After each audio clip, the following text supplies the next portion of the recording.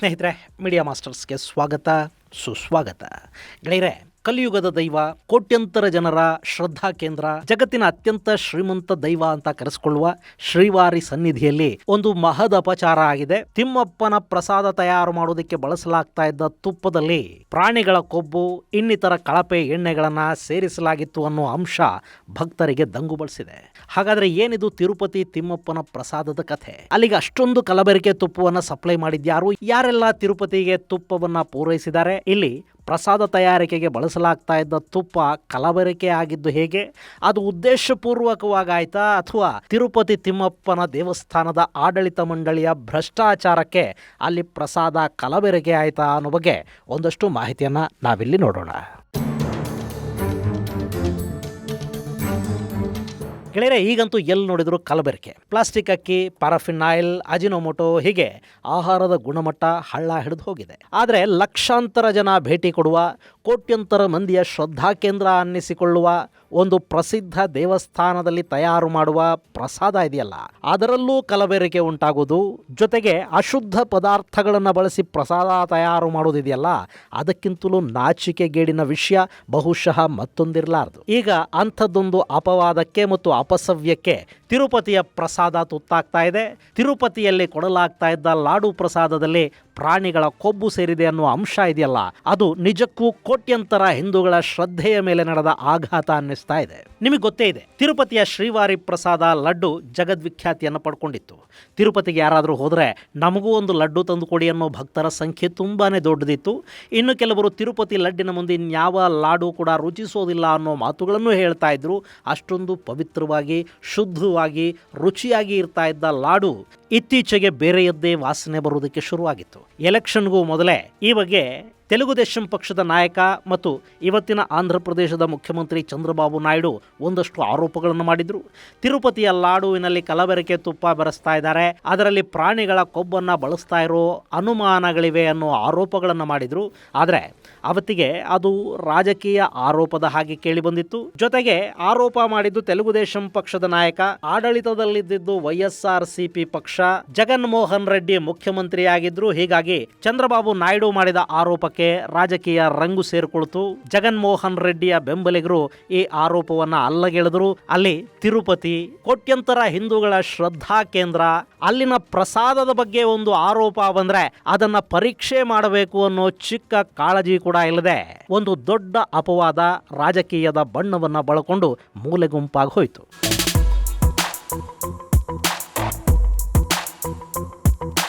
ಇನ್ನು ಇಂಥದ್ದೊಂದು ದೊಡ್ಡ ಆರೋಪ ಕೇಳಿ ಬಂದಾಗ ಕೂಡ ಅವತ್ತಿನ ಸರ್ಕಾರ ಪ್ರಸಾದದ ಕ್ವಾಲಿಟಿ ಚೆಕ್ ಮಾಡಿಸೋದಕ್ಕೆ ಹೋಗಲಿಲ್ಲ. ಇನ್ನು ತಿರುಪತಿಯ ಬಗ್ಗೆ ಆ ಸರ್ಕಾರಕ್ಕೆ ಎಂಥ ಕಾಳಜಿ ಇತ್ತು ಅನ್ನೋದು ಕೂಡ ಗೊತ್ತಿದ್ದ ವಿಷಯನೇ. ಜಗನ್ಮೋಹನ್ ರೆಡ್ಡಿ ಸರ್ಕಾರ ರಚನೆ ಆದ ನಂತರ ತಿರುಮಲ ತಿರುಪತಿಯ ಸರ್ಕಾರಿ ಬಸ್ಗಳಲ್ಲಿ ಕೊಡಲಾಗ್ತಾ ಇದ್ದ ಟಿಕೆಟ್ನ ಹಿಂದೆ ಯೇಸು ಸುವಾರ್ತೆಗಳು ಕಾಣಿಸ್ಕೊಳ್ಳೋದಕ್ಕೆ ಶುರುವಾಗಿದ್ವು. ತಿರುಮಲ ದೇವಾಲಯದ ಆವರಣದಲ್ಲಿ ಯೇಸು ಕೀರ್ತನೆಗಳನ್ನ ಮಾಡೋ ಪ್ರಯತ್ನಗಳು ನಡೆದವು. ಹಾಗೆ TTD ಟ್ರಸ್ಟ್ ಅಲ್ಲಿ ಹಿಂದೂಗಳಲ್ಲದವರಿಗೆ ಜಾಗ ಸಿಕ್ತು. ಅಲ್ಲಿನ ಅಧಿಕಾರಿಯೊಬ್ಬರು ದೇವಸ್ಥಾನದ್ದೇ ಕಾರನ್ನ ಬಳಸಿಕೊಂಡು ಪ್ರಾರ್ಥನೆಗೆ ಚರ್ಚಿಗೆ ಹೋಗಿ ಬರ್ತಿದ್ದಾರೆ ಅನ್ನೋ ಆರೋಪಗಳು ಕೇಳಿ ಬಂದವು. ಹೀಗೆ ಹಿಂದೂ ಧರ್ಮದ ಬಗ್ಗೆ, ಹಿಂದೂ ದೇವಾಲಯದ ಬಗ್ಗೆ ಭಕ್ತಿ ಕಾಳಜಿ ಇಲ್ಲದ ಜನ, ಅನ್ಯ ಧರ್ಮೀಯರು ಆ ದೇವಸ್ಥಾನದ ಆಡಳಿತದಲ್ಲಿ ಕೂತ್ಕೊಂಡಾಗ ಅವರಿಗೆ ಶ್ರದ್ಧೆ ಅನ್ನೋದಾದ್ರೂ ಇನ್ನೆಲ್ಲಿಂದ ಬರಬೇಕು? ಹೀಗಾಗಿ ಆ ಪ್ರಸಾದದ ಕುರಿತಾಗಿ ಕೇಳಿ ಬಂದ ಆರೋಪಗಳ ಬಗ್ಗೆ ಅಲ್ಲಿ ಯಾವ ತನಿಖೆಯೂ ನಡೀಲಿಲ್ಲ. ಆದರೆ ಈಗ ಆಂಧ್ರದಲ್ಲಿ ಸರ್ಕಾರ ಬದಲಾಗಿದೆ. ಚಂದ್ರಬಾಬು ನಾಯ್ಡು ಅಧಿಕಾರಕ್ಕೆ ಬಂದಿದ್ದಾರೆ. ಅವರು ಚುನಾವಣೆಗಳಿಗೆ ಮೊದಲೇ ತಿರುಪತಿಯ ಬಗ್ಗೆ ಒಂದಷ್ಟು ಆರೋಪಗಳನ್ನು ಮಾಡಿದ್ರು. ಈಗ ತಾವು ಮಾಡಿದ ಆರೋಪಗಳ ಸತ್ಯಾಸತ್ಯತೆಯನ್ನ ಬಯಲು ಮಾಡೋದಕ್ಕೆ ಒಂದಷ್ಟು ಪರೀಕ್ಷೆಗಳನ್ನು ಕೂಡ ಮಾಡಿಸುವ ಪ್ರಯತ್ನವನ್ನು ಮಾಡಿದ್ದಾರೆ.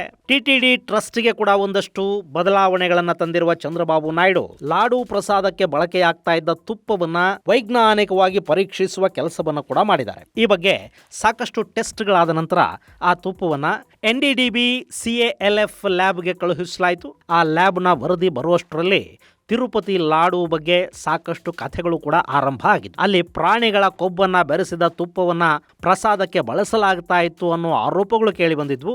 ಈಗ ಅವೆಲ್ಲಕ್ಕೂ ಒಂದು ಉತ್ತರ ಸಿಕ್ಕಿದೆ. ಗುಜರಾತ್ ಲ್ಯಾಬಿಂದ ವರದಿ ಬಂದಿದೆ. ಆ ವರದಿಯಲ್ಲಿ TTDಯಿಂದ ಕಳುಹಿಸಲಾಗಿದ್ದ ತುಪ್ಪದ ಸ್ಯಾಂಪಲ್ ಅಲ್ಲಿ ದನ ಮತ್ತು ಹಂದಿಯ ಕೊಬ್ಬು, ಮೀನಿನ ಎಣ್ಣೆ, ಪಾಮ್ ಆಯಿಲ್, ಸೋಯಾಬೀನ್, ಸೂರ್ಯಕಾಂತಿ ಎಣ್ಣೆ ಹಾಗೂ ಮೆಕ್ಕೆಜೋಳದಿಂದ ತೆಗೆಯಲಾಗಿದ್ದ ಫ್ಯಾಟ್ ಅನ್ನ ಬಳಸಿದ್ದ ಅತ್ಯಂತ ಕಳಪೆ ಗುಣಮಟ್ಟದ ತುಪ್ಪವನ್ನು ಪೂರೈಕೆ ಮಾಡಲಾಗಿದೆ ಅನ್ನೋದು ಗೊತ್ತಾಗಿದೆ ಅಂತ TTD executive officer Shyamala Rao ಖಚಿತಪಡಿಸಿದ್ದಾರೆ.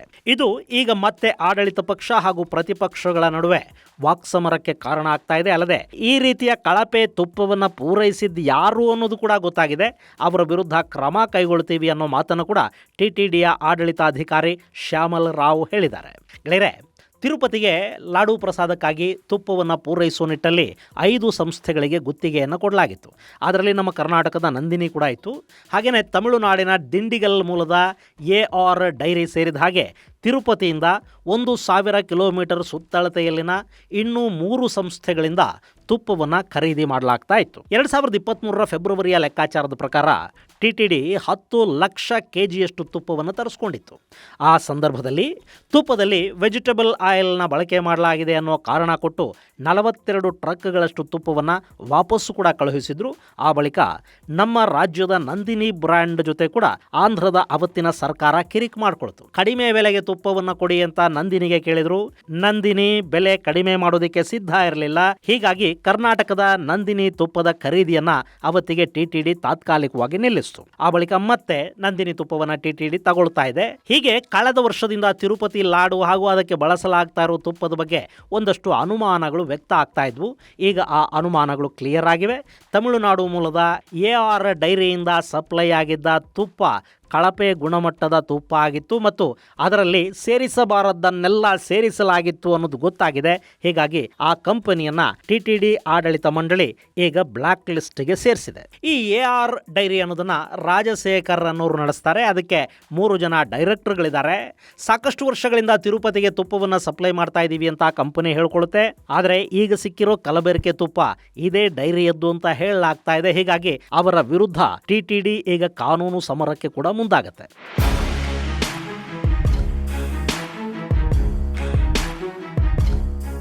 ಇನ್ನು ಈ ಬಗ್ಗೆ ಪ್ರತಿಕ್ರಿಯೆ ಕೊಟ್ಟಿರುವ AR ಡೈರಿ, ನಾವು ತಿರುಪತಿಗೆ ಜುಲೈವರೆಗೆ ಮಾತ್ರ ತುಪ್ಪವನ್ನು ಸಪ್ಲೈ ಕೊಟ್ಟಿದ್ವಿ. ಅಲ್ಲಿವರೆಗೂ ಯಾವ ಸಮಸ್ಯೆನೂ ಇರಲಿಲ್ಲ. ನಾವು ಕೊಟ್ಟ ತುಪ್ಪದಲ್ಲಿ ಯಾವ ಕಲಬೆರಕೆನೂ ಇರಲಿಲ್ಲ. ಆ ಬಳಿಕ ನಾವು ತುಪ್ಪ ಸಪ್ಲೈ ಮಾಡೋದನ್ನು ನಿಲ್ಲಿಸಿದ್ದೀವಿ. ಇಷ್ಟರ ಮೇಲೂ ಪರೀಕ್ಷಾ ವರದಿಯಲ್ಲಿ ನಮ್ಮ ಸಂಸ್ಥೆಯ ತುಪ್ಪ ಸರಿ ಇಲ್ಲ ಅಂತ ಹೇಳ್ತಾ ಇದ್ದಾರೆ. ಆದರೆ ಅದಕ್ಕೆ ಯಾವ ಆಧಾರಗಳನ್ನು ಕೊಟ್ಟಿಲ್ಲ. ಒಟ್ಟು 4 ಸಂಸ್ಥೆಗಳ ತುಪ್ಪವನ್ನು ಸ್ಯಾಂಪಲ್ಗೆ ಕಳುಹಿಸಲಾಗಿತ್ತು. ಆದರೆ ನಮ್ಮ ಸಂಸ್ಥೆಯ ಮೇಲೆ ಆರೋಪ ಮಾಡ್ತಾ ಇದ್ದಾರೆ. ಹೀಗಾಗಿ ನಾವಿದನ್ನು ವಿರೋಧಿಸ್ತಾ ಇದ್ದೀವಿ. ಒಂದು ವೇಳೆ ತುಪ್ಪದಲ್ಲಿ ಬೇರೆ ರೀತಿಯ ಫ್ಯಾಟ್ನ ಅಂಶ ಕಂಡು ಬಂದಿದ್ರೂ ಕೂಡ ಅದು ಹಸುಗಳಿಗೆ ನೀಡಲಾಗ್ತಾ ಇದ್ದ ಫೀಡ್ನಿಂದಾಗಿ ಬಂದಿರಬಹುದು ಅನ್ನೋ ತಿಪ್ಪೆ ಸಾರಿಸುವ ಮಾತನ್ನ ಈ AR ಡೈರಿ ಫುಡ್ನ ಕ್ವಾಲಿಟಿ ಕಂಟ್ರೋಲ್ ಡಿಪಾರ್ಟ್ಮೆಂಟ್ನ ಮುಖ್ಯಸ್ಥರು ಮಾಧ್ಯಮಗಳಿಗೆ ತಿಳಿಸ್ತಾ ಇದ್ದಾರೆ. ಗೆಳೆಯರೆ, AR ಡೈರಿ ಇದೆಯಲ್ಲ, ಇದಕ್ಕೊಂದು ವೆಬ್ಸೈಟ್ ಕೂಡ ಇದೆ. ಈ ಸಂಸ್ಥೆ ಪ್ರತಿನಿತ್ಯ 2.5 ಲಕ್ಷ ಲೀಟರ್ಗಳಷ್ಟು ಹಾಲನ್ನ ಪ್ರೋಸೆಸ್ ಮಾಡ್ತೀವಿ ಅಂತ ಹೇಳ್ಕೊಳ್ಳುತ್ತೆ. ಹಾಗೆ 6,000 ಕೆಜಿಗಳಷ್ಟು ಮಿಲ್ಕ್ ಪೌಡರ್ ಅನ್ನ ಪ್ರತಿನಿತ್ಯ ತಯಾರು ಮಾಡೋದಾಗಿ ಈ AR ಡೈರಿ ಫುಡ್ಸ್ ಲಿಮಿಟೆಡ್ ಹೇಳ್ಕೊಳ್ಳುತ್ತೆ. ಹಾಗೆ ಇವರ ವೆಬ್ಸೈಟ್ ಅಲ್ಲಿರೋ ಮಾಹಿತಿಯಂತೆ ಇವರು ಸರಬರಾಜು ಮಾಡುವ ತುಪ್ಪ ಇದೆಯಲ್ಲ, ಅದರ ಬೆಲೆ 1 ಕೆಜಿಗೆ 320 ರೂಪಾಯಿ. ಈಗ ನೀವೇ ಹೇಳಿ, ಒಂದು ಲೆಕ್ಕಾಚಾರದ ಪ್ರಕಾರ 1 ಕೆಜಿ ತುಪ್ಪ ತಯಾರು ಮಾಡಬೇಕು ಅಂದ್ರೆ ಕನಿಷ್ಠ 20 ಕೆಜಿಯಷ್ಟು ಹಾಲು ಬೇಕಾಗತ್ತೆ. 1 ಲೀಟರ್ ಹಾಲಿನ ಬೆಲೆ ಡೈರಿಗಳು ರೈತರಿಗೆ ಕೊಡೋದು 25 ರೂಪಾಯಿ ಅಂತ ಅಂದ್ಕೊಂಡ್ರೂ ಕೂಡ 20 ಲೀಟರ್ ಹಾಲಿನ ಬೆಲೆ 500 ರೂಪಾಯಿ. ಈ 500 ರೂಪಾಯಿ ಹಾಲು ತಗೊಂಡು ಅದನ್ನು ಪ್ರೊಸೆಸಿಂಗ್ ಮಾಡಿ ಅದರಲ್ಲಿ ತುಪ್ಪ ತೆಗೆದು ಅದನ್ನು 320 ರೂಪಾಯಿಗೆ ಇವರು ಮಾರಾಟ ಮಾಡ್ತಾರೆ ಅಂದರೆ ಅಲ್ಲಿ ಎಂಥ ತುಪ್ಪ ಇವರು ಮಾರ್ತಾ ಇರಬಹುದು, ಯೋಚನೆ ಮಾಡಿ ನೋಡಿ. ಇನ್ನು ಟಿಟಿಡಿ ಗೆಳೆಯರೆ, ತಿರುಪತಿ ತಿಮ್ಮಪ್ಪನ ದೇವಾಲಯಕ್ಕೆ ಪ್ರತಿ ವರ್ಷ ಕಡಿಮೆ ಅಂದರೂ 3 ರಿಂದ 4 ಕೋಟಿಯಷ್ಟು ಮಂದಿ ಭೇಟಿ ಕೊಡ್ತಾರೆ. ಹಾಗೆ ನೋಡಿದರೆ ಇದು ಜಗತ್ತಲ್ಲೇ ಅತಿ ಹೆಚ್ಚು ಜನ ಭೇಟಿ ಕೊಡುವ ಧರ್ಮಕ್ಷೇತ್ರ ಅನ್ನಿಸ್ಕೊಳ್ಳುತ್ತೆ. ವ್ಯಾಟಿಕನ್ ಸಿಟಿಗೆ ಪ್ರತಿ ವರ್ಷ 9 ಮಿಲಿಯನ್ ಅಂದರೆ 90 ಲಕ್ಷ ಜನ ಬಂದರೆ, ಸೌದಿಯಲ್ಲಿನ ಮೆಕ್ಕಾಗೆ 20 ಮಿಲಿಯನ್ ಅಂದರೆ 2 ಕೋಟಿ ಯಾತ್ರಿಕರು ಪ್ರತಿ ವರ್ಷ ಭೇಟಿ ಕೊಡ್ತಾರೆ. ಇಲ್ಲಿ ವ್ಯಾಟಿಕನ್ ಮತ್ತು ಮೆಕ್ಕಾಗಳಿಗೆ ಕಂಪೇರ್ ಮಾಡಿದರೂ ಕೂಡ ತಿರುಪತಿಗೆ ಬರುವವರ ಸಂಖ್ಯೆ 4 ಕೋಟಿ ಅಂದರೆ ಪ್ರತಿ ವರ್ಷ ಮೆಕ್ಕಾಗೆ ಹೋಗುವ ಜನರಿಗಿಂತ 2 ಪಟ್ಟು ಜನ ತಿರುಪತಿಗೆ ಬರ್ತಾರೆ. ಹಾಗೆ ತಿರುಪತಿಗೆ ಜಾತಿ ಮತ್ತು ಧರ್ಮಗಳನ್ನು ಮೀರಿದ ಭಕ್ತ ಕೋಟಿ ಇದೆ.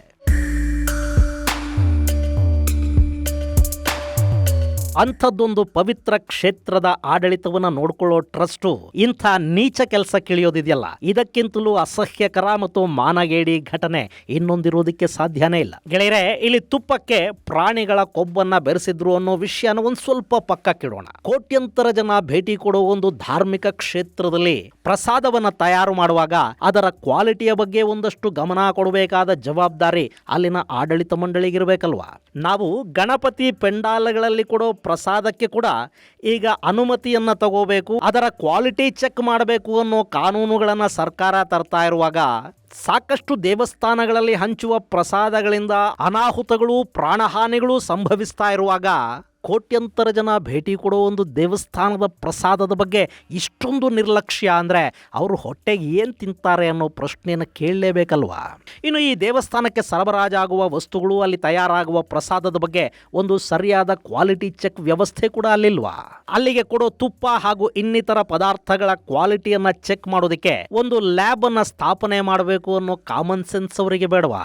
ಇಲ್ಲೊಂದು ಲ್ಯಾಬ್ ಅನ್ನ ಯಾಕೆ ಮಾಡಿರಲಿಲ್ಲ ಅಂದರೆ, ಲ್ಯಾಬ್ ಮಾಡೋದಕ್ಕೆ 75 ಲಕ್ಷ ರೂಪಾಯಿಗಳು ಖರ್ಚಾಗ್ತಾ ಇತ್ತಂತೆ.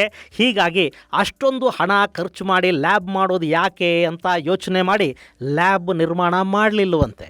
ಗೆಳೆಯರೆ, ತಿರುಪತಿಯಲ್ಲಿ ಒಂದು ದಿನಕ್ಕೆ 3 ಲಕ್ಷ ಲಾಡು ಖರ್ಚಾಗತ್ತೆ. ಈ ಲಾಡು ಮಾರಾಟದಿಂದ ಪ್ರತಿ ವರ್ಷ ದೇವಾಲಯಕ್ಕೆ 500 ಕೋಟಿ ರೂಪಾಯಿಗಳಷ್ಟು ಆದಾಯ ಬರುತ್ತೆ.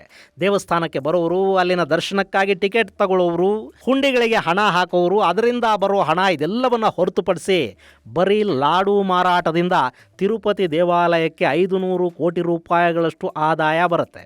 ವರ್ಷಕ್ಕೆ 500 ಕೋಟಿ ರೂಪಾಯಿಗಳಷ್ಟು ಲಾಡು ಮಾರಾಟ ಮಾಡುವಾಗ 75 ಲಕ್ಷ ರೂಪಾಯಿ ಖರ್ಚು ಮಾಡಿ ಒಂದು ಲ್ಯಾಬ್ ಮಾಡ್ಕೊಳ್ಳೋದಿಕ್ಕೆ ಏನ್ರಿ ರೋಗ ಇವರಿಗೆ. ಇನ್ನು ಈ ದನ ಮತ್ತು ಹಂದಿಯ ಕೊಬ್ಬನ್ನು ತುಪ್ಪಕ್ಕೆ ಬೆರೆಸಿದ ಘಟನೆ ಇದೆಯಲ್ಲ, ಇದು ಹಿಂದೂಗಳ ಭಾವನೆಗಳಿಗೆ ಧಕ್ಕೆ ತರಬೇಕು ಅನ್ನೋ ಉದ್ದೇಶದಿಂದಲೇ ಮಾಡಿದ್ರ? ಹಾಗೇನು ಅನ್ಸೋದಿಲ್ಲ. ಯಾಕೆಂದ್ರೆ ಇಲ್ಲಿ ತುಪ್ಪ ಸರಬರಾಜು ಮಾಡಿದ್ದು ಒಂದು ಡೈರಿ ಕಂಪನಿ. ಆ ಡೈರಿ ಕಂಪನಿಯಿಂದ ತುಪ್ಪ ತಗೊಂಡ್ರಲ್ಲ, ಆ ಬಡ್ಡಿ ಮಕ್ಕಳು ಇಲ್ಲಿ ಹೊಟ್ಟೆಗೆ ಬೇರೆ ಏನೂ ತಿನ್ನದೇ ಇದ್ದಿದ್ರೆ ಕಳಪೆ ಗುಣಮಟ್ಟದ ತುಪ್ಪವನ್ನು ಖರೀದಿ ಖಂಡಿತ ಮಾಡ್ತಾ ಇರಲಿಲ್ಲ. ಇದೆಲ್ಲ ಕೂಡ ಭ್ರಷ್ಟಾಚಾರದ ಕಾರಣಕ್ಕೆ ಸಿಕ್ಕ ಕಡೆಗಳಿಂದ ಏನೆಲ್ಲ ಸಿಗುತ್ತೋ ಎಲ್ಲ ಅಮೇಧ್ಯವನ್ನು ತಿಂದೇ ಬಿಡಬೇಕು ಅನ್ನೋ ಹಪಹಪಿಯ ಕಾರಣಕ್ಕುಂಟಾದ ಅತಿ ದೊಡ್ಡ ಧರ್ಮದ್ರೋಹದಂತೆ ಭಾಸವಾಗ್ತಾ ಇದೆ. ಇನ್ನು ತಿರುಪತಿಯ ಎಲ್ಲ ಅಪಸವ್ಯಗಳ ಹಿನ್ನೆಲೆಯಲ್ಲಿ ಆಂಧ್ರ ಪ್ರದೇಶದ ಉಪಮುಖ್ಯಮಂತ್ರಿ ಪವನ್ ಕಲ್ಯಾಣ್ ಸನಾತನ ಧರ್ಮದ ಉಳಿವಿಗಾಗಿ ಧರ್ಮರಕ್ಷಣಾ ಮಂಡಳಿಯ ಅಗತ್ಯ ಇದೆ ಅನ್ನೋ ಮಾತುಗಳನ್ನು ಹೇಳಿದ್ದಾರೆ. ಈ ಮೂಲಕ ಬಹುಸಂಖ್ಯಾತರ ಭಾವನೆಗಳಿಗೆ ಧಕ್ಕೆ ತರೋದಕ್ಕೆ ಕಡಿವಾಣ ಹಾಕಬೇಕಿದೆ ಅಂತ ಪವನ್ ಕಲ್ಯಾಣ್ ಎಕ್ಸ್ ಖಾತೆಯಲ್ಲಿ ಬರ್ಕೊಂಡಿದ್ದಾರೆ. ಗೆಳೆಯರೆ, ಇಲ್ಲಿ ಇಷ್ಟೇ ಯೋಚನೆ ಮಾಡಿ, ಹಿಂದೂ ಧಾರ್ಮಿಕ ಸ್ಥಳಗಳ ಆಡಳಿತದಲ್ಲಿ ಹಿಂದೂಗಳಲ್ಲದವರು, ಅನ್ಯ ಧರ್ಮೀಯರು, ಆ ದೇವರ ಬಗ್ಗೆ ನಂಬಿಕೆ ಭಕ್ತಿಗಳೇ ಇಲ್ಲದವರನ್ನ ನೀವು ತಂದು ಕೂಡಿಸಿದ್ರೆ ಅವರಿಗೆ ಯಾವ ಪಾಪ ಪ್ರಜ್ಞೆಯೂ ಇರೋದಿಲ್ಲ ಮತ್ತು ಅಲ್ಲಿ ಅನಾಹುತಗಳನ್ನ, ಇಂಥ ಅಪಸವ್ಯಗಳನ್ನ ಮಾಡಿದ್ರೆ ಅವರ ಧರ್ಮದ ದೇವರು ಖುಷಿ ಪಟ್ಟು ಬಿಡ್ತಾನೆ ಅನ್ನೋ ಒಂದು ಭ್ರಮೆ ಕೂಡ ಇವರನ್ನ ಆವರಿಸಿಕೊಳ್ಳುವ ಸಾಧ್ಯತೆ ಇರುತ್ತೆ. ಹೀಗಾಗಿನೇ ಹಿಂದೂ ದೇವಾಲಯಗಳ ಆಡಳಿತ ಶ್ರದ್ಧೆ ಇರುವವರ ಕೈಯಲ್ಲಿರಬೇಕು. ಯಾರು ಆ ದೈವವನ್ನ ನಂಬುತ್ತಾರೋ ಅಂಥವನು ಆಡಳಿತ ಮಂಡಳಿಯಲ್ಲಿ ಕೂತ್ರೆ ಸ್ವಲ್ಪ ಭಯ ಭಕ್ತಿಯಿಂದ ಆ ದೇವಾಲಯದ ಆಡಳಿತಗಳನ್ನ ನಡೆಸೋದಕ್ಕೆ ಸಾಧ್ಯ ಆಗುತ್ತೆ. ಹೀಗಾಗಿ ಆಂಧ್ರ ಪ್ರದೇಶದ ಸರ್ಕಾರ ಹಿಂದೂಯೇತರರನ್ನ ಹಿಂದೂ ಮಂದಿರಗಳಿಂದ ಹೊರ ಹಾಕುವ ಕೆಲಸಕ್ಕೆ ಕೂಡ ಕೈ ಹಾಕಿದೆ. ಅದರ ಕೀರ್ತಿ ಕೂಡ ಸಲ್ಲಬೇಕಾಗಿರೋದು ಅಲ್ಲಿನ ಉಪಮುಖ್ಯಮಂತ್ರಿ ಪವನ್ ಕಲ್ಯಾಣ್ ಅವರಿಗೆ. ಗೆಳೆಯರೆ, ತಿರುಪತಿ ಅನ್ನೋದು ಕೋಟ್ಯಂತರ ಹಿಂದೂಗಳ ಪಾಲಿಗೆ ಶ್ರದ್ಧಾ ಕೇಂದ್ರ. ಆ ದೇವಾಲಯಕ್ಕೆ ಶತಮಾನಗಳ ಇತಿಹಾಸ ಇದೆ. ಅದು ಭಾರತದ ಇತಿಹಾಸ ಹಾಗೂ ಸಾಂಸ್ಕೃತಿಕ ಹಿರಿಮೆಯನ್ನ ಸಾರ್ತಾ ನಿಂತಿರುವ ದೇವಾಲಯ. ಪ್ರತಿನಿತ್ಯ ಸಹಸ್ರಾರು ಸಂಖ್ಯೆಯಲ್ಲಿ ಭಕ್ತರು ತಿಮ್ಮಪ್ಪನನ್ನ ನೋಡೋದಕ್ಕೆ ಬರ್ತಾರೆ. ಅಂಥ ದೇವಾಲಯದಲ್ಲಿ ಇಷ್ಟೊಂದು ಘನಘೋರ ಅಪಚಾರ ಆಗಿರೋದು ಈ ದೇಶದ ಹಿಂದೂಗಳ ಭಾವನೆಗಳಿಗೆ ಧಕ್ಕೆ ತರೋ ವಿಷಯ. ಇನ್ನು ಮುಂದೆ ಆಂಧ್ರ ಸರ್ಕಾರ ಈ ವಿಷಯದಲ್ಲಿ ಯಾವ ಕ್ರಮವನ್ನು ಕೈಗೊಳ್ಳುತ್ತೆ, ಅಲ್ಲಿನ ಪ್ರಸಾದವನ್ನು ಕುಲಗೆಡಿಸಿದವರ ವಿರುದ್ಧ ಎಂಥ ಕಠಿಣ ಕ್ರಮಗಳಿಗೆ ಮುಂದಾಗತ್ತೆ ಅನ್ನೋದನ್ನ ಕಾದು ನೋಡಬೇಕು. ಇದು ಗೆಳೆಯರೆ, ತಿರುಪತಿ ತಿಮ್ಮಪ್ಪನ ಲಾಡು ಕುರಿತಾದ ಒಂದಷ್ಟು ವಿಷಯ. ಮುಂದಿನ ಸಂಚಿಕೆಯಲ್ಲಿ ಮತ್ತಷ್ಟು ವಿಶೇಷಗಳ ಜೊತೆ ಮತ್ತೆ ಭೇಟಿಯಾಗೋಣ. ಅಲ್ಲಿವರೆಗೆ ಜೈ ಹಿಂದ್, ಜೈ ಕರ್ನಾಟಕ.